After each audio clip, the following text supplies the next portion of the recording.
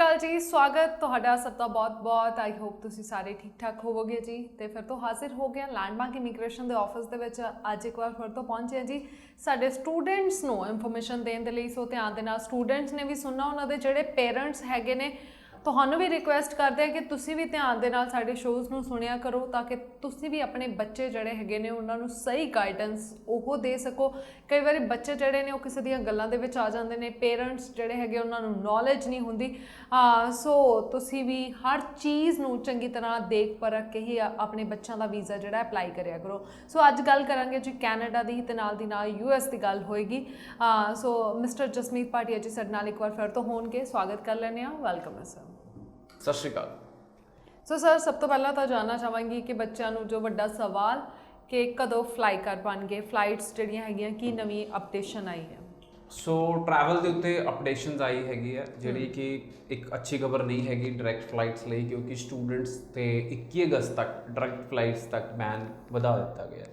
सो 21 अगस्त तक direct student नहीं fly कर सकते, बट थर्ड कंट्री ना ही स्टूडेंट्स फ्लाई कर सकते। जिवें कि बहुत सारे स्टूडेंट्स मैक्सीको राही कैनेडा पहुँच रहे हैं और फ्लाइट्स पूरियां ही फुल जा रही ने। सो साडा यूट्यूब ते इहदे उत्ते शो भी हैगा, तुसीं देख सकते हो कि मैक्सीको किवें जाना बहुत सौखा है, कोई प्रॉब्लम नहीं आई, क्योंकि जिहड़े साडे RCIC मैंबर हैगे आ वो भी कैनेडा तो इंडिया आए हुए सी और उन्होंने भी यही रूट राही वो कैनेडा पहुँचे ने। सो मैक्सीको जाने लई तुहानूं first stop should be in Europe. Paris हो सकता है, एमस्टरडम हो सकता है, फ्रैंकफर्ट हो सकता है, इन्हां शहरों में हो सकता है तुहाडा फर्स्ट स्टॉप। और second stop will be Mexico city, जिथे जाके तुहानूं एक कोविड का टेस्ट कराना पेगा और 10 घंटे बाद तुहानूं कोविड की रिपोर्ट हो जाएगी और उस तो बाद तुसीं अपनी ऑनवर्ड जर्नी कर सकते हो, but you have to stay there for 1 night.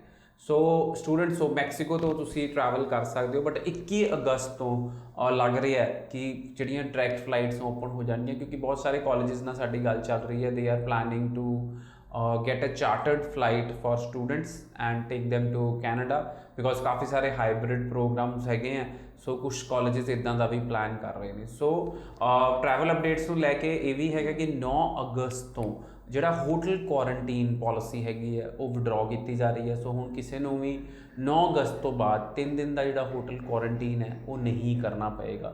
9 अगस्त तो US सिटीजनस नूं कैनेडा आउण दी अनुमति दी जाएगी जिहड़े फुली वैक्सीनेटेड हैगे हैं। 9 अगस्त तो बाद नवे क्वारंटीन प्लान बारे भी सोचा जा सकता है कि क्वारंटीन होना हैगा कि नहीं होना हैगा। और 7 सितंबर तो ऑल वर्ल्ड तो जिहड़े फुली वैक्सीनेटेड ट्रैवलर्स होणगे वो कैनेडा जा सकते हैं। सो काफ़ी चीज़ां पॉजिटिव भी हैगियां, क्योंकि 7 सितंबर तो टूरिस्ट वीज़ा होल्डर्स भी जिहड़े फुली वैक्सीनेटेड है वो ट्रैवल कर सकते हैं। सो स्टूडेंट्स नूं मेरी यही एडवाइस हैगी है कि जे तुहाडियां ऑनलाइन क्लासां लग रही हैं और वीज़ा की जिहड़ी ड्यूरेशन हैगी है वो हले तुहाडे पासपोर्ट ते वैलिडिटी हैगी है तां तुसीं ऑनलाइन क्लासेस लगाओ, क्योंकि मैक्सीको वाला जिहड़ा रूट हैगा वो थोड़ा जिहा एक्सपेंसिव है। स्टूडेंट्स 1,60,000 to 2 लाख खर्च के मैक्सीको जाते हैं एंड जिहड़ा रूट की कहते डायरैक्ट फ्लाइट का दैट इज़ चीपर। सो जो तुहाडा वीज़ा हले वैलिड हैगा 6 महीने साल, तो तुसीं ऑनलाइन क्लासां लगा के जो डायरैक्ट फ्लाइट्स ओपन होंदियां तां ही ट्रैवल करो। और जो तुहाडा वीज़ा फिनिश होने वाला है तो तुसीं मैक्सीको रूट राही कैनेडा जा सकते हो जी। अच्छा सर, पर जिवें हुण तुसीं कह के ऑनलाइन क्लासेस है ना, पर हुण बच्चे जिवें असीं देखिए कि काफ़ी ज़्यादा रिजैक्शनस आईयां, उन्हां विच ओह भी बच्चे सी जिन्हां ने ऑनलाइन क्लासेस लगाईयां हैगियां सी। हुण बच्चे नूं एक होर डर पै गया कि ऑनलाइन क्लासेस ला लईए, बाद च रिजैक्शन आ जाए, फीस सानूं वापस नहीं आएगी, कॉलेजेस ने मना कर देना है कि तुसीं तां क्लासां लगा लियां हैगियां, हुण फीस कादी असीं तुहानूं वापस करिए। बट नहीं, जिहड़े स्टूडेंट ऑनलाइन क्लासेस लगा रहे हैं वो कॉलेज की रीफंड पॉलिसी देख के ही लगा रहे हैं। जिहड़े कॉलेजेस पूरे पैसे वापस कर रहे हैं इन केस ऑफ रिफ्यूजल, उन्होंने कॉलेजेस के ही स्टूडेंट्स ऑनलाइन क्लासेस लगा रहे हैं, बिकॉज जिहड़े कॉलेजेस की रीफंड पॉलिसी स्टूडेंट के फेवर च नहीं हैगी, उन्होंने स्टूडेंट्स को असीं गाइड नहीं करते ऑनलाइन क्लासेस लगाने की। और मैं ऑनलाइन क्लासेस खास करके जो तुहाडी PPR आ जाती है उदों तुसीं ऑनलाइन क्लासेस लगा सकते हो जिथे रिजैक्शन का कोई चांस नहीं हैगा। सो ऑनलाइन क्लासेस जे असीं कहिए कि रिफ्यूजल जिहड़ी आई है वो रिफ्यूज स्टूडेंट्स वो सी जिन्होंने सितंबर इनटेक लिए अपलाई किया होया सी और उन्होंने हले ऑनलाइन क्लासेस नहीं शुरू कीतियां सी। ਸੋ ਅਸੀਂ ਪੀਪੀਆਰ ਆਉਣ ਤੋਂ ਬਾਅਦ ਜਾਂ ਵੀਜ਼ਾ ਆਉਣ ਤੋਂ ਬਾਅਦ ਜੇ ਡਾਇਰੈਕਟ ਫਲਾਈਟਸ ਓਪਨ ਨਹੀਂ ਹੈਗੀਆਂ ਤਾਂ ਤੁਸੀਂ ਆਨਲਾਈਨ ਕਲਾਸਿਸ ਲਗਾਓ, ਔਰ ਆਨਲਾਈਨ ਕਲਾਸਿਸ ਉਹੀ ਸਟੂਡੈਂਟਸ ਲਗਾਉਣ ਜਿਨ੍ਹਾਂ ਦੇ ਕਾਲਜਸ ਦੀ ਰੀਫੰਡ ਪਾਲਿਸੀ ਇਹ ਕਹਿੰਦੀ ਹੈ ਕਿ in case of refusal we will refund your full money. ਨਹੀਂ ਤਾਂ ਤੁਸੀਂ ਆਨਲਾइन ਕਲਾਸਿਸ ਨਾ ਲਗਾਓ, you can defer to next intake. ਔਰ ਬਹੁਤ ਰਿਫਿਊਜ਼ਲਸ ਜ਼ਰੂਰ ਆ ਰਹੀਆਂ ਸੀ, ਬਟ ਇੱਕਦਮ ਹੀ ਮੈਂ ਜਿਵੇਂ ਸਾਰੇ ਸਟੂਡੈਂਟਸ ਨਾਲ ਸ਼ੇਅਰ ਕੀਤਾ ਸੀ ਆਪਣੇ YouTube ਚੈਨਲ ਤੇ, ਔਰ ਤੁਸੀਂ ਸਾਡਾ YouTube ਚੈਨਲ ਵੀ ਸਬਸਕ੍ਰਾਈਬ ਕਰ ਸਕਦੇ ਹੋ ਲੈਂਡਮਾਰਕ ਇਮੀਗ੍ਰੇਸ਼ਨ, ਕਿ 22 ਜੁਲਾਈ ਤੋਂ ਬਾਅਦ ਕਾਫੀ ਪੋਜ਼ਿਟਿਵ ਹੋਣ ਦੀ ਉਮੀਦ ਹੈਗੀ ਹੈ। ਔਰ ਉਹੀ ਗੱਲ ਹੈ ਕਿ 22 ਜੁਲਾਈ ਨੂੰ ਕੀ ਕਹਿੰਦੇ ਆ 5000 ਤੋਂ ਵੀ ਵੱਧ PPR ਆਲ ਇੰਡੀਆ 'ਚ ਇਸ਼ੂਡ ਹੋਈਆਂ, ਔਰ ਬਹੁਤ ਸਾਰੇ ਸਟੂਡੈਂਟਸ ਦੇ ਵੀਜ਼ਾ ਅਪਰੂਵਲਸ ਆਏ ਨੇ। So students this is a really good news, ਔਰ ਆਉਣ ਵਾਲੇ ਦਿਨਾਂ ਵਿੱਚ ਬਹੁਤ ਵੱਡੇ ਪੱਧਰ ਤੇ ਵੀਜ਼ਾਸ ਅਪਰੂਵਲ ਆਉਣਗੇ। ਬਿਲਕੁਲ ਜੀ ਬਿਲਕੁਲ। ਸੋ ਜ਼ਰੂਰ ਜੀ ਲੈਂਡਮਾਰਕ ਇਮੀਗ੍ਰੇਸ਼ਨ ਦਾ YouTube ਚੈਨਲ ਚੈੱਕ ਕਰੋ, ਕਿਉਂਕਿ ਟਾਈਮ ਟੂ ਟਾਈਮ ਜਿਹੜੀਆਂ ਅਪਡੇਟ ਤੁਹਾਨੂੰ ਮਿਲਦੀਆਂ ਰਹਿਣਗੀਆਂ। ਕਈ ਵਾਰ ਤੁਸੀਂ ਸ਼ੋਜ਼ ਵੀ ਮਿਸ ਕਰ ਦਿੰਦੇ ਹੋ, ਨਹੀਂ ਅਪਡੇਸ਼ਨ ਜਿਹੜੀ ਹੈ ਸਾਨੂੰ ਮਿਲ ਪਾਉਂਦੀ, ਸੋ ਤੁਸੀਂ ਉੱਥੇ ਜਾ ਕੇ ਰੀਚੈਕ ਕਰ ਸਕਦੇ ਹੋ। ਬਾਕੀ ਜੀ ਵੀਜ਼ਾ ਅਪਲਾਈ ਜਿਹੜਾ ਕਰਨਾ ਹੈਗਾ ਰਿਸਰਚ ਕਰਕੇ ਕਰਨਾ ਹੈ। 2 ਆਪਸ਼ਨ ਤੁਹਾਨੂੰ ਇਸ ਟਾਈਮ ਸਰ ਨੇ ਦੇ ਦਿੱਤੀਆਂ ਨੇ ਕਿ ਜਦੋਂ ਫਲਾਈਟਸ ਓਪਨ ਹੁੰਦੀਆਂ ਨੇ ਡਾਇਰੈਕਟ ਤੁਸੀਂ ਕੈਨੇਡਾ ਜਾਣਾ, ਜੇ ਅਦਰਵਾਈਜ਼ ਤੁਸੀਂ ਵੇਟ ਨਹੀਂ ਕਰਨਾ ਚਾਹੁੰਦੇ ਹੋ ਤਾਂ ਤੁਹਾਡੇ ਕੋਲ ਆਪਸ਼ਨ ਹੈਗੀ ਹੈ ਕਿ ਲਾਈਕ ਮੈਕਸੀਕੋ ਜਾ ਕੇ ਜਾਂ ਜੋ ਵੀ ਰਸਤਾ ਤੁਹਾਨੂੰ ਦੱਸ ਦਿੱਤਾ ਜਾਏਗਾ ਉਸ ਤਰੀਕੇ ਦੇ ਨਾਲ ਵੀ ਤੁਸੀਂ ਥੋੜ੍ਹੇ ਜਿਹੇ ਪੈਸੇ ਜ਼ਿਆਦਾ ਖਰਚ ਕਰਕੇ ਵੀ ਆਪਣੀ ਡ੍ਰੀਮ ਡੈਸਟੀਨੇਸ਼ਨ ਤੇ ਜਿਹੜਾ ਪਹੁੰਚ ਪਾਓਗੇ। ਅੱਛਾ ਸਰ, ਜਿਹੜੇ ਬੱਚੇ ਰਿਜੈਕਟ ਹੋਇਆ ਹੁਣ ਉਹ ਬੱਚੇ ਹੁਣ ਜਿਹੜਾ ਕਮਿੰਗ ਇਨਟੇਕ ਹੋਏਗਾ, ਜਿਹੜਾ ਫਰਸਟ ਕਮਿੰਗ ਇਨਟੇਕ ਹੋਏਗਾ ਉਹਦੇ ਵਿੱਚ ਹੀ ਅਪਲਾਈ ਕਰ ਪਾਉਣਗੇ ਜਾਂ ਫਿਰ ਵੇਟ ਕਰਨਾ ਪਏਗਾ? ਸੀ ਦੇਖੋ, ਜੇ ਤਾਂ ਤੁਹਾਡੇ ਕਾਲਜਸ ਤੋਂ ਤੁਸੀਂ ਸੇਮ ਕਾਲਜ 'ਚ ਡੈਫਰ ਲੈ ਰਹੇ ਹੋ ਤਾਂ ਤੁਸੀਂ ਆਪਣੇ ਕਾਲਜ ਨਾਲ ਕੰਟੈਕਟ ਕਰੋ ਕਿ ਤੁਹਾਨੂੰ ਡੈਫਰਮੈਂਟ ਮਿਲ ਰਹੀ ਹੈ ਨੈਕਸਟ ਇਨਟੇਕ ਦੇ। ਜੇ ਤੁਸੀਂ ਆਪਣੇ ਕਾਲਜ 'ਚ ਰੀਫੰਡ ਅਪਲਾਈ ਕੀਤਾ ਔਰ ਤੁਸੀਂ ਕਾਲਜ ਚੇਂਜ ਕਰ ਰਹੇ ਹੋ, ਮੇਰੀ ਉਹਨਾਂ ਸਾਰੇ ਸਟੂਡੈਂਟਸ ਨੂੰ ਐਡਵਾਈਸ ਹੈ ਕਿ ਜਲਦ ਤੋਂ ਜਲਦ ਆਪਣਾ ਸਟੂਡੈਂਟ ਵੀਜ਼ਾ ਆਪਣੀ ਆਫਰ ਲੈਟਰ ਅਪਲਾਈ ਕਰ ਲੈਣ। ਨਹੀਂ ਤਾਂ ਕਿਤੇ ਜਨਵਰੀ ਇਨਟੇਕ 'ਚ ਬਹੁਤ ਹੀ ਲਿਮਿਟਿਡ ਸੀਟਸ ਹੈਗੀਆਂ ਤਾਂ ਸਟੂਡੈਂਟਸ ਜਨਵਰੀ ਇਨਟੇਕ ਮਿਸ ਕਰ ਦੇਣਗੇ, ਕਿਉਂਕਿ ਟੈਕਨੀਕਲ ਕੋਰਸਿਸ ਜਨਵਰੀ ਇਨਟੇਕ 'ਚ ਹੈ ਔਰ ਮਈ 'ਚ ਬਹੁਤ ਸਾਰੇ ਕੋਰਸਿਸ ਇੱਦਾਂ ਦੇ ਹੁੰਦੇ ਆ ਜਿਹੜੇ ਅਵੇਲੇਬਲ ਨਹੀਂ ਹੁੰਦੇ। ਸੋ ਤੁਸੀਂ ਫਿਰ ਸਪਟੈਂਬਰ 2022 'ਚ ਅਪਲਾਈ ਕਰ ਪਾਓਗੇ। ਸੋ ਸਟੂਡੈਂਟਸ ਨੂੰ ਮੇਰੀ ਇਹੀ ਐਡਵਾਈਸ ਹੈ ਕਿ ਜੇ ਤੁਸੀਂ ਹੁਣ ਆਉਣ ਵਾਲੇ ਇਨਟੇਕ 'ਚ ਅਪਲਾਈ ਕਰਨਾ ਚਾਹੁੰਦੇ ਹੋ ਤਾਂ ਜਲਦੀ ਡਿਸੀਜਨ ਬਣਾਓ, ਚਾਹੇ ਰਿਫਿਊਜ਼ ਹੋ ਚਾਹੇ ਫਰੈਸ਼ ਹੋ, ਜਲਦ ਤੋਂ ਜਲਦ ਆਪਣਾ ਕੇਸ ਅਪਲਾਈ ਕਰੋ। ਔਰ ਆਉਣ ਵਾਲੇ ਦਿਨਾਂ 'ਚ ਮੈਨੂੰ ਲੱਗਦਾ ਹੈ ਕਿ ਬਹੁਤ ਵੱਡੇ ਪੱਧਰ ਤੇ ਵੀਜ਼ਾ ਅਪਰੂਵ ਹੋ ਕੇ ਕੈਨੇਡਾ ਵੱਲੋਂ ਮਿਲਣਗੇ ਸਟੂਡੈਂਟਸ ਨੂੰ ਜੀ। ਅੱਛਾ ਸਰ, ਐਡਵਾਈਸ ਕੀ ਕਰਨਾ ਚਾਹੋਗੇ ਤੁਸੀਂ ਜਿਹੜੇ ਬੱਚੇ ਚਾਹੇ ਰਿਫਿਊਜ਼ ਨੇ ਚਾਹੇ ਫਰੈਸ਼ ਨੇ ਜਿਨ੍ਹਾਂ ਨੇ ਹੁਣ ਅਪਲਾਈ ਕਰਨਾ ਹੈਗਾ, ਕਿਹੜੀਆਂ ਚੀਜ਼ਾਂ ਦਾ ਧਿਆਨ ਰੱਖਣ, ਕਿਹੜੇ ਡਾਕੂਮੈਂਟਸ ਰੈਡੀ ਕਰ ਲੈਣ, ਕੀ ਇੰਨੇ ਟਾਈਮ ਦੇ ਵਿੱਚ ਉਹਨਾਂ ਨੂੰ ਕੀ ਜਿਹੜੀ ਹੈਗੀ ਆ ਉਹ ਚੀਜ਼ਾਂ ਕਰ ਲੈਣੀਆਂ ਚਾਹੀਦੀਆਂ ਨੇ? ਇੱਕ ਤਾਂ ਰਿਫਿਊਜ਼ਲ ਨਾ ਆਏ, ਦੂਜਾ ਜੇਕਰ ਵੀਜ਼ਾ ਆ ਜਾਂਦਾ ਤਾਂ ਕਿ ਬਾਅਦ ਦੇ ਵਿੱਚ ਉਹਨਾਂ ਨੂੰ ਕੋਈ ਵੀ ਦਿੱਕਤ ਨਾ ਆਏ ਕੈਨੇਡਾ ਪਹੁੰਚ ਕੇ।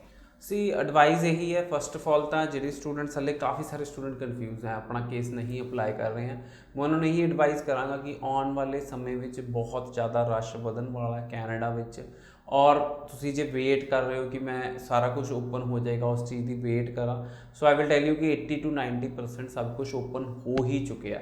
So you should go ahead and apply for your upcoming intake offer letter ਆਉਣ ਤੋਂ ਬਾਅਦ ਜਲਦ ਤੋਂ ਜਲਦ ਆਪਣੀ ਟਿਊਸ਼ਨ ਫੀਸ ਪੇ ਕਰੋ, GIC ਅਕਾਊਂਟ ਖੁਲਾਓ ਔਰ ਜਲਦ ਤੋਂ ਜਲਦ ਆਪਣਾ ਕੇਸ ਲੌਜ ਕਰੋ। ਸੋ ਹਾਈ ਕਮਿਸ਼ਨ ਇਹ ਕਹਿੰਦੀ ਹੈ ਕਿ ਜਿੰਨੀ ਜਲਦੀ ਤੁਸੀਂ ਆਪਣਾ ਕੇਸ ਲੌਜ ਕਰੋਗੇ ਓਨਾ ਬੈਟਰ ਹੈ ਤੁਹਾਡੇ ਵਾਸਤੇ।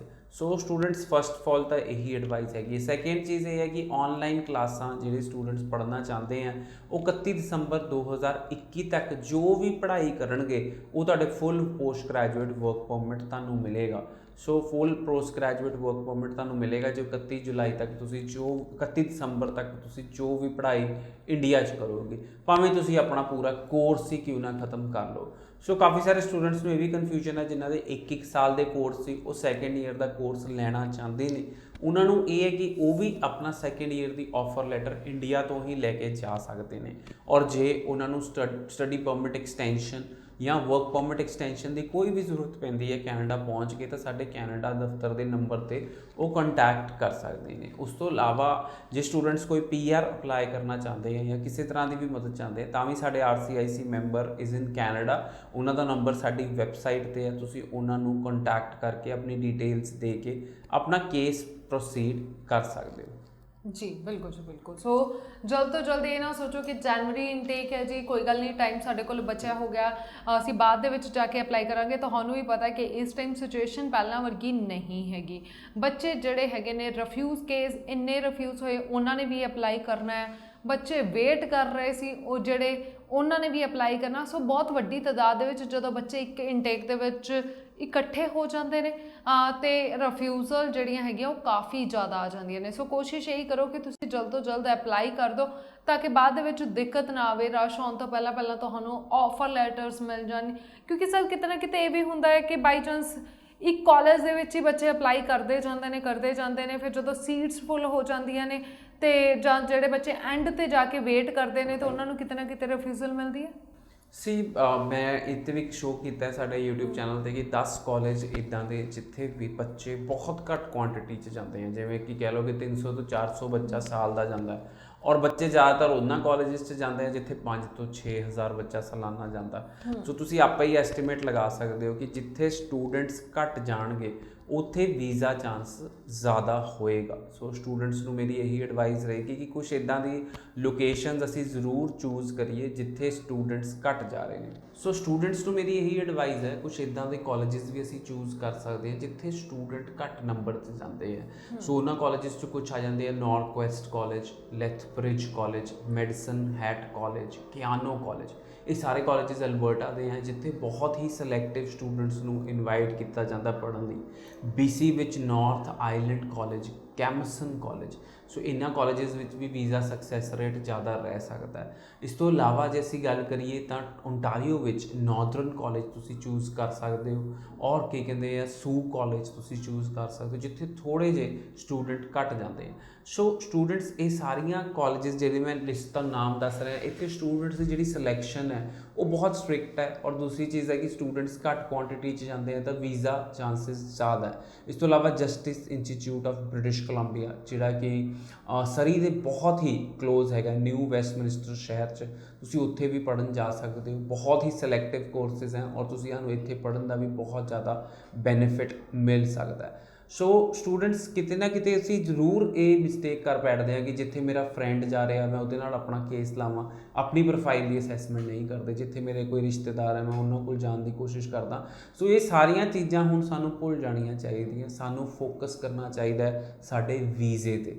ਸੋ ਜੇ ਤੁਸੀਂ ਚਾਹੁੰਦੇ ਹੋ ਕਿ ਤੁਹਾਡੀ ਚੰਗੀ ਤਰ੍ਹਾਂ ਫਾਈਲ ਸਬਮਿਟ ਹੋਵੇ, ਸਾਰੀਆਂ ਚੀਜ਼ਾਂ ਉਹਦੇ 'ਚ ਅਪ ਟੂ ਡੇਟ ਹੋਣ, SOP ਚੰਗੀ ਬਣੀ ਹੋਵੇ, ਤਾਂ ਤੁਸੀਂ ਸਾਡੀ ਟੀਮ ਨਾਲ ਕੰਟੈਕਟ ਜ਼ਰੂਰ ਕਰੋ। ਸੋ ਬਿਲਕੁਲ ਜੀ, ਜਿਵੇਂ ਸਰ ਨੇ ਦੱਸਿਆ ਹੈਗਾ ਕੁਝ ਹੋਰ ਕਾਲਜਸ ਹੁੰਦੇ ਨੇ, ਤੁਸੀਂ ਵੀ ਜਿਹੜਾ ਜਦੋਂ ਬੱਚੇ ਡਾਇਵਰਟ ਹੋ ਜਾਣਗੇ ਇੰਨੇ ਕਾਲਜਸ ਦੇ ਵਿੱਚ ਤਾਂ ਤੁਹਾਡੇ ਲਈ ਵੀ ਵਧੀਆ ਹੋਏਗਾ। ਇੱਕ ਆਪਸ਼ਨਸ ਤੁਹਾਨੂੰ ਵਧੀਆ ਮਿਲਦੀਆਂ ਨੇ, ਹੋਰ ਨਵੇਂ ਜਿਹੜੇ ਕੋਰਸਿਸ ਤੁਹਾਨੂੰ ਮਿਲ ਸਕਦੇ ਨੇ, ਕੋਰਸਿਸ ਦੀਆਂ ਆਪਸ਼ਨ ਤੁਹਾਡੇ ਸਾਹਮਣੇ ਖੁੱਲ੍ਹ ਜਾਂਦੀਆਂ ਹੈਗੀਆਂ ਨੇ। ਅੱਛਾ ਸਰ, ਕਿਊਬੈਕ ਨੂੰ ਲੈ ਕੇ ਤੁਸੀਂ ਕੀ ਐਡਵਾਈਸ ਕਰਨਾ ਚਾਹੋਗੇ? ਕਿਊਬੈਕ ਦੇ ਬੱਚੇ ਕਾਫੀ ਖੱਜਲ ਹੋਏ ਨੇ, ਹੁਣ ਬੱਚਿਆਂ ਨੂੰ ਤੁਸੀਂ ਐਡਵਾਈਸ ਕੀ ਕਰੋਗੇ ਕਿ ਕਿਊਬੈਕ ਅਪਲਾਈ ਕਰਨ ਜਾਂ ਫਿਰ ਵੇਟ ਕਰਨ? ਸੋ ਦੇਖੋ, ਕਿਊਬੈਕ ਪ੍ਰੋਵਿੰਸ ਨੂੰ ਹਾਲੇ ਮੈਂ ਥੋੜ੍ਹੇ ਸਮੇਂ ਲਈ ਸਟੂਡੈਂਟਸ ਨੂੰ ਕਹਾਂਗਾ ਕਿ ਸਾਨੂੰ ਅਵੋਇਡ ਕਰਨਾ ਚਾਹੀਦਾ ਹੈ, ਖਾਸ ਕਰਕੇ ਜੋ ਕਿਊਬੈਕ 'ਚ ਆਡਿਟ ਚੱਲ ਰਹੇ ਨੇ ਕਾਲਜਸ ਉੱਤੇ। ਸੋ ਕਿਊਬੈਕ ਵਾਲੇ ਸਾਰੇ ਸਟੂਡੈਂਟਸ ਥੋੜ੍ਹੇ ਸਮੇਂ ਲਈ ਕਿਊਬੈਕ ਵਾਲੇ ਕਾਲਜਸ ਨੂੰ ਥੋੜ੍ਹਾ ਜਿਹਾ ਅਵੋਇਡ ਕਰਨਗੇ ਤਾਂ ਥੋੜ੍ਹਾ ਬੈਟਰ ਰਹੇਗਾ ਰਿਜ਼ਲਟਸ ਲਈ। ਹੋਰ ਪ੍ਰੋਵਿੰਸਿਸ 'ਚ ਬਹੁਤ ਅਫੋਰਡੇਬਲ ਕਾਲਜਸ ਹੈਗੇ ਹੈ, ਜਿਵੇਂ Northern Lights college, Selkirk college, North Island college, Keyano college. ਇਹ ਸਾਰੇ ਕਾਲਜਸ ਵੀ ਅਫੋਰਡੇਬਲ ਹੈਗੇ। ਸੋ ਕਿਊਬੈਕ ਥੋੜ੍ਹਾ ਜਿਹਾ ਅਫੋਰਡੇਬਿਲਿਟੀ ਨੂੰ ਦੇਖਦਿਆਂ ਹੋਇਆ ਜ਼ਿਆਦਾ ਸਟੂਡੈਂਟਸ ਦੀ ਪ੍ਰੈਫਰੈਂਸ ਬਣ ਚੁੱਕਿਆ ਸੀ। ਸੋ ਹਾਲੇ ਹੋਰ ਸਰਕਾਰੀ ਕਾਲਜਸ ਵੀ ਕਾਫੀ ਸਾਰੇ ਅਫੋਰਡੇਬਲ ਹੈਗੇ ਆ ਜਿਨ੍ਹਾਂ 'ਚ ਤੁਸੀਂ ਜਾ ਸਕਦੇ ਹੋ, ਪੜ੍ਹ ਸਕਦੇ ਹੋ, ਔਰ ਉੱਥੇ ਜਾ ਕੇ ਵੀ ਤੁਸੀਂ ਸੈਟਲ ਹੋ ਸਕਦੇ ਹੋ। So students not only Quebec, ਹੁਣ ਕਿਸੇ ਵੀ ਪ੍ਰਾਈਵੇਟ ਕਾਲਜ 'ਚ ਅਪਲਾਈ ਕਰਨ ਤੋਂ ਪਹਿਲਾਂ ਤੁਹਾਨੂੰ 10 ਵਾਰੀ ਸੋਚਣਾ ਚਾਹੀਦਾ ਹੈ ਕਿ ਤੁਸੀਂ ਇੱਕ ਸਹੀ ਡਿਸੀਜਨ ਲੈ ਰਹੇ ਹੋ ਕਿ ਨਹੀਂ। ਜੀ ਬਿਲਕੁਲ ਜੀ ਬਿਲਕੁਲ। ਸੋ ਥੋੜ੍ਹੀ ਜਿਹੀ ਵੇਟ ਕਰ ਲਓ, ਵਧੀਆ ਹੋਏਗਾ, ਕਿਉਂਕਿ ਸਟੂਡੈਂਟ ਵੀ ਕਾਫੀ ਘਬਰਾਏ ਹੋਏ ਨੇ। ਜਿਸ ਤਰ੍ਹਾਂ ਅਸੀਂ ਪਿਛਲੇ ਰਿਜ਼ਲਟ ਦੇਖੇ ਨੇ, ਬੱਚਿਆਂ ਨੂੰ ਖੱਜਲ ਹੋਣਾ ਪੈ ਰਿਹਾ ਹੈ ਕਿਊਬੈਕ ਦੇ ਲਈ। ਸੋ ਤੁਹਾਡੇ ਲਈ ਬੈਸਟ ਆਪਸ਼ਨ ਹੋਏਗੀ ਜੀ ਕਿ ਥੋੜ੍ਹਾ ਜਿਹਾ ਵੇਟ ਕਰੋ। ਪਰ ਕਿਤੇ ਨਾ ਕਿਤੇ ਸਰ ਕਿਊਬੈਕ ਤਾਂ ਹੀ ਪ੍ਰਮੋਟ ਹੋਇਆ ਸੀਗਾ ਕਿ ਜਿਹੜੇ ਬੱਚਿਆਂ ਨੂੰ ਲੱਗਦਾ ਸੀ ਕਿ 5.5 ਬੈਂਡ ਆ ਗਏ ਜੀ 2 ਮੋਡਿਊਲ ਦੇ ਵਿੱਚੋਂ, ਉਹਨਾਂ ਨੂੰ ਵੀ ਕਹਿ ਦਿੱਤਾ ਜਾਂਦਾ ਸੀ ਕਾਫੀ ਏਜੰਟਸ ਵੱਲੋਂ ਕਿ ਤੁਸੀਂ ਕਿਊਬੈਕ ਜਾ ਸਕਦੇ ਹੋ, ਥੋੜ੍ਹੇ ਜਿਹੇ ਘੱਟ ਬਜਟ ਦੇ ਵਿੱਚ ਵੀ ਜਾ ਸਕਦੇ ਹੋ। ਸੋ ਬੱਚਿਆਂ ਨੂੰ ਹੁਣ ਤੁਸੀਂ ਕੀ ਕਹੋਗੇ? ਬੱਚੇ ਕਹਿਣਗੇ ਕਿ ਜਿਨ੍ਹਾਂ ਦੇ ਸਾਡੇ 2 ਮੋਡਿਊਲ 'ਚੋਂ 5.5 ਆ ਗਏ ਨੇ, ਬਜਟ ਜਿਹੜਾ ਥੋੜ੍ਹਾ ਜਿਹਾ ਘੱਟ ਹੈਗਾ, ਤੇ ਸਾਡੇ ਲਈ ਹੁਣ ਕੈਨੇਡਾ ਦੀ ਆਪਸ਼ਨ ਹੀ ਨਹੀਂ ਬਚੀ। ਸੋ 2 ਮੋਡਿਊਲ 'ਚੋਂ 5.5 ਬੈਂਡ ਤੇ ਵੀਜ਼ਾ ਸਕਸੈਸ ਰੇਟ ਬਹੁਤ ਘੱਟ ਹੈ। ਮਤਲਬ ਤੁਸੀਂ ਕਹਿ ਲਓ ਕਿ 50-50 ਆਪਾਂ ਇੱਕ ਚਾਂਸ ਲੈ ਰਹੇ ਹਾਂ ਜਦੋਂ ਅਸੀਂ 2 ਮੋਡਿਊਲ 'ਚੋਂ 5.5 ਬੈਂਡ ਤੇ ਅਪਲਾਈ ਕਰਦੇ ਹਾਂ। ਸੋ ਇੱਕ ਮੋਡਿਊਲ 'ਚੋਂ 5.5 ਬੈਂਡ ਤੇ ਫਿਰ ਵੀ ਵੀਜ਼ਾ ਸਕਸੈਸ ਰੇਟ ਠੀਕ ਹੈਗਾ, ਕਾਫੀ ਸਾਰੇ ਸਟੂਡੈਂਟਸ ਨੂੰ ਵੀਜ਼ਾ ਮਿਲਦਾ। ਸੋ 10% ਦਾ ਫਰਕ ਪੈਂਦਾ STS ਔਰ ਇੱਕ ਮੋਡਿਊਲ 'ਚੋਂ 5.5 ਬੈਂਡ ਤੇ। ਸੋ ਸਟੂਡੈਂਟਸ ਜੇ ਅਸੀਂ ਗੱਲ ਕਰਦੇ ਹਾਂ ਕਿ ਤੁਹਾਡੇ 2 ਮੋਡਿਊਲ 'ਚੋਂ 5.5 ਬੈਂਡ ਹੈ ਤਾਂ ਮੈਂ ਬੈਟਰ ਆਪਸ਼ਨ ਹੈ ਕਿ ਤੁਸੀਂ ਆਪਣਾ ਆਈਲੈਟਸ ਇੰਪਰੂਵ ਕਰੋ ਜਾਂ ਕੰਟਰੀ ਚੇਂਜ ਕਰੋ। ਤੁਸੀਂ USA ਜਾ ਸਕਦੇ ਹੋ, ਜਰਮਨੀ ਜਾ ਸਕਦੇ ਹੋ, UK ਜਾ ਸਕਦੇ ਹੋ, ਹੋਰ ਕੰਟਰੀ ਵੀ ਚੂਜ਼ ਕਰ ਸਕਦੇ ਹੋ। ਬਟ ਕੈਨੇਡਾ 2 ਚੋਂ 5.5 ਬੈਂਡ ਤੇ ਜਿਹੜਾ ਵੀਜ਼ਾ ਸਕਸੈਸ ਰੇਟ ਹੈ ਉਹ ਕਾਫੀ ਇਸ ਟਾਈਮ ਤੇ ਲੋ ਹੈ, ਕਿਉਂਕਿ ਇੱਕ ਸਾਈਡ ਸਾਨੂੰ ਦੇਖਣੀ ਚਾਹੀਦੀ ਹੈ ਕਿ 6 ਈਚ ਵਾਲੇ ਬੱਚੇ ਬਹੁਤ ਵੱਡੀ ਕੁਆਂਟੀਟੀ 'ਚ ਹੈ। 6 ਚੋਂ 1 ਚੋਂ 5.5 ਬੈਂਡ ਵਾਲੇ ਬੱਚੇ ਵੀ ਬਹੁਤ ਵੱਡੀ ਕੁਆਂਟੀਟੀ 'ਚ ਹੈ, ਮਤਲਬ ਕਿ ਬਹੁਤ ਵੱਡੇ ਨੰਬਰਸ ਹੈਗੇ ਆ।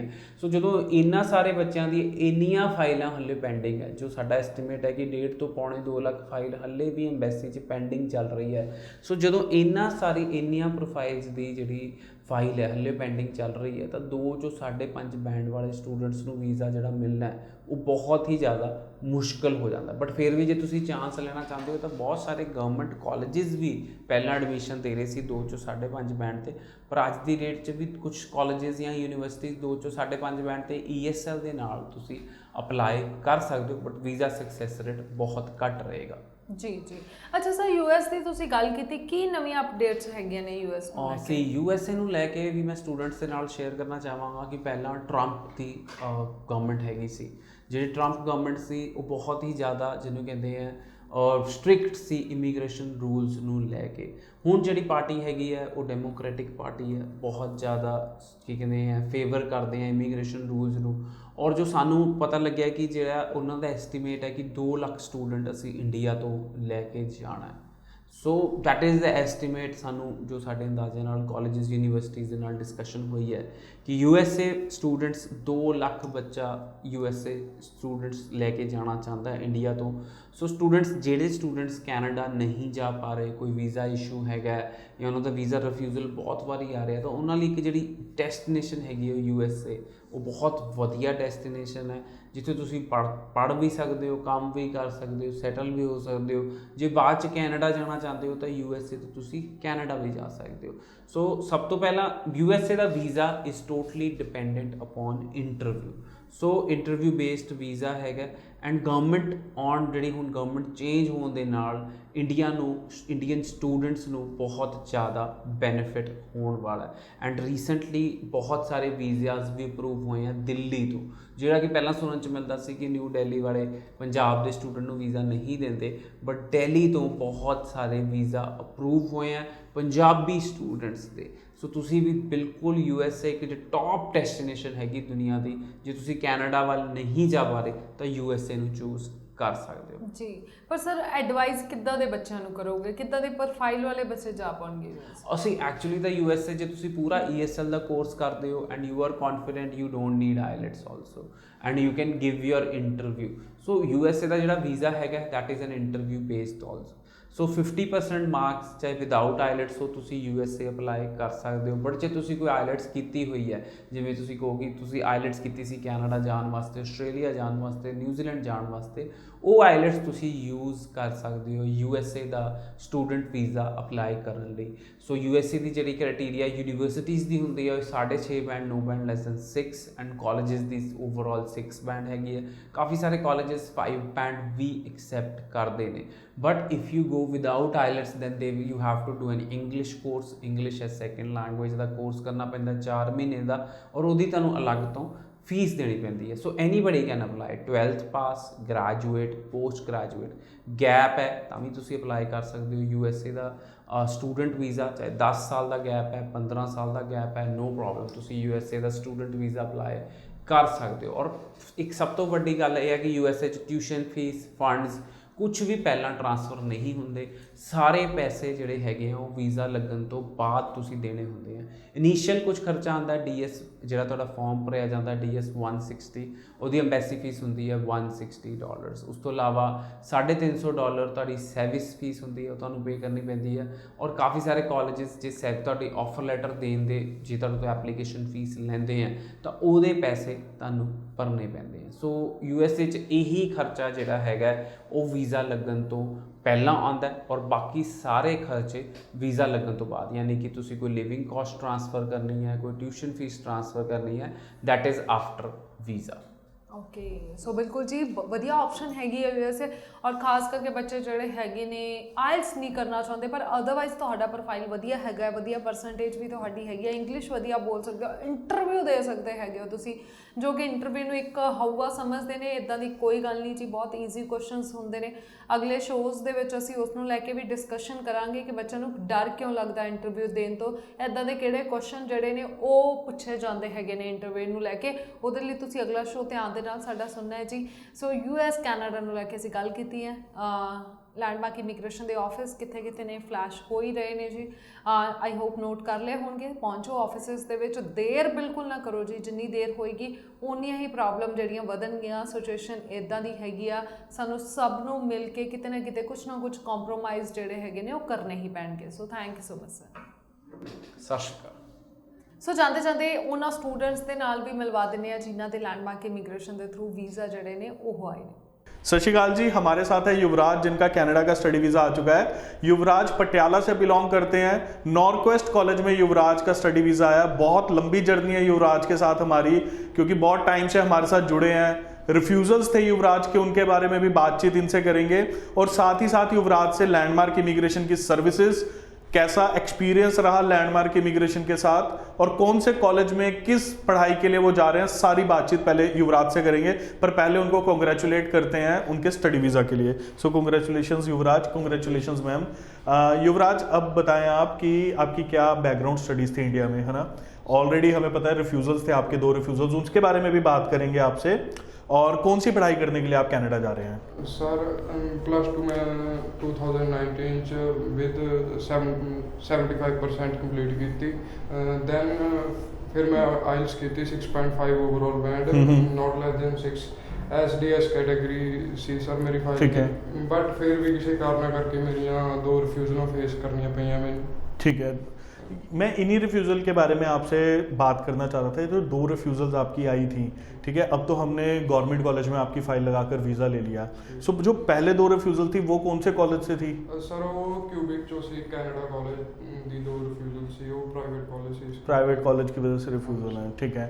सो बाकी आप कौन सी स्टडीज़ करने के लिए जा रहे हैं वो बताएं आप। सर मैं अकाउंटेंट टेक्नीशियन का कोर्स करना चाह रहा हूँ Northwest college Edmonton, and Landmark the services तो मैं I am very satisfied, specially from sir Karan Panta and Param. ठीक है, परम ने एक्चुअली इनकी फाइलिंग की थी, हमारे सीनियर केस फाइलिंग ऑफिसर है, और नॉर्थवेस्ट कॉलेज में जा रहे हैं। सबसे ज़रूरी बात ये है कि इन्होंने 2 बार फाइल लगाई, जो कि प्राइवेट कॉलेज में लगाकर रिफ्यूज़ल आई, बट इन्होंने 3rd टाइम सरकारी, क्योंकि युवराज हमारे उस रेफरेंस से आए थे जहां पर हम बहुत वीज़ास पहले अचीव कर चुके हैं, उस रेफरेंस से युवराज हमारे पास आए थे। सो लैंडमार्क इमिग्रेशन ने इनको निराश नहीं किया, बट युवराज इनकी प्रोफाइल भी बहुत अच्छी थी, 6.5 एंड 75% नंबर, जो कि एक वीज़ा वाली प्रोफाइल है, but due to private college में बार बार फाइल लगाकर रिफ्यूज़ल आ रही थी। सो आपके मदर साथ में है ना, उनसे भी पूछ लेते हैं ना, आपका एक्सपीरियंस मैम लैंडमार्क इमिग्रेशन के साथ कैसा रहा, क्योंकि 2 बार ऑलरेडी रिफ्यूज़ल हो चुकी थी, ठीक है। मुझे भी पता है एक बार रिफ्यूज़ल आ जाए तो ना करते करते 70 से 80 हज़ार रुपए का नुकसान पेरेंट्स का वो हो जाता है बहुत ईजिली। तो 3rd टाइम लैंडमार्क इमिग्रेशन के बाद सरकारी कॉलेज में फाइल, है ना, क्योंकि जिस रेफरेंस से आप आए थे वो पर्सन खुद हमारे पास आए थे आपकी फाइल लेकर। सर और तो सानू कुछ नहीं, सानू मतलब ਇੱਥੇ ਪਹਿਲੀ ਵਾਰ ਆ ਕੇ ਸਾਨੂੰ ਕੁਝ ਅੱਛਾ ਲੱਗਿਆ ਉਹਨਾਂ ਨਾਲੋਂ, ਜਿੱਥੇ ਅਸੀਂ ਪਹਿਲਾਂ ਸੀਗੇ ਉਹਨਾਂ ਨਾਲੋਂ ਫਿਰ ਵੀ ਸਾਨੂੰ ਇੱਥੇ ਸੈਟੀਸਫਾਈ ਹੋਏ ਅਸੀਂ ਇੱਥੇ ਆ ਕੇ। ਇਸ ਕਰਕੇ ਚਲੋ, तो 3rd टाइम था वीज़ा आ सकता है 2 रिफ्यूज़ल के बाद। ਹਾਂਜੀ ਹੋਇਆ ਸੀ। ਆ ਸਕਦਾ ਹੈ ਤੇ ਸਾਨੂੰ ठीक है, चलिए पेरेंट्स भी खुश हैं, युवराज भी खुश हैं, तो आप भी इसी तरह लैंडमार्क, आपको घबराने की जरूरत नहीं है। आपका एक रिफ्यूजल है, 2 रिफ्यूजल है, इवन हम आपके साथ वीडियो अभी शेयर करेंगे विद 6 रिफ्यूजल्स आफ्टर वीजा, वो वीडियो भी हम आपके साथ शेयर करेंगे। सो जितने मर्जी रिफ्यूजल है आपको घबराने की जरूरत बिल्कुल नहीं है। सिर्फ आपने 90-413 90-412 पर एक बार हमारे साथ बात करनी है, व्हाट्सएप करना है, और info@landmarkimmigration.com पर आपने मेल पर हमें मेल करनी है, या हमारे मोहाली ऑफिस में आप विजिट कर सकते हैं। किसी भी क्वेरी के लिए हमारे फोन नंबर्स पे कॉल कर सकते हैं, ताकि आप भी हमारे साथ आए, युवराज की तरह अपनी सक्सेस स्टोरीज सभी के साथ शेयर कर सकते हैं। So congratulation Yuvraj, and best of luck for your bright future. Thank you sir.